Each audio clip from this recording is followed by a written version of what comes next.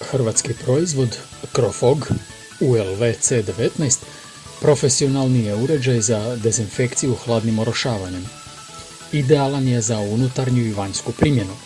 Velikog je kapaciteta i pokriva velike prostore, a time i višestruko štedi vrijeme rada. Izbacivanje magle, dezinfekcijskog sredstva, može se regulirati prema veličini prostora, a doseg je od 1 metra pa sve do preko 15 metara u daljinu i nekoliko metara u širinu, što je jednostavno podesivo na potenciometru. Novi model ima podesivu snagu od 300 do čak 1800 vata. Ovaj profesionalni uređaj predviđen je za dugotrajan rad bez zaustavljanja, primjerice kod dezinfekcije velikih poslovnih zgrada, hangara, spremišta i sl. Sa uređajem se osim dezinfekcije može raditi i zaštita bilja od bolesti i nametnika.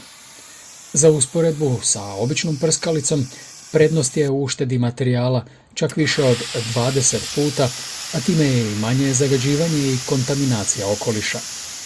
Sa C19 ULV uređajem može se davati prihrana bilju, raditi zaštita od komaraca i ostalih insekata uz veliku učinkovitost i malu potrošnju insekticida.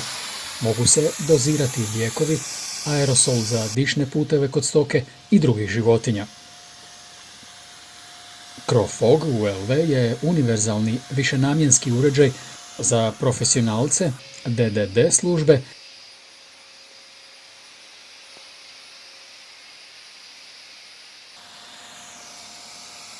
brzina okretaja turbine podesiva je od 2000 do 24.000 okretaja u minuti, što garantira visoku učinkovitost, kao i podešavanje optimalne snage uređaja, pa tako i potrošnje materijala prema veličini i namjeni prostora. Čestice magle toliko su sitne da ne ugrožava rad računala i ostale elektronske opreme u uredima prilikom dezinficiranja. Uz pravilno podešavanje prema prostoru nigdje neće ostaviti mokar trag od dezinficijensa, tako da neće naštetiti ni papirnoj dokumentaciji, niti elektroničkim uređajima.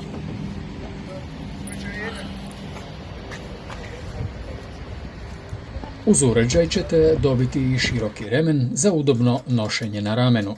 Garancija na uređaj je 1 godinu, a servis osiguran.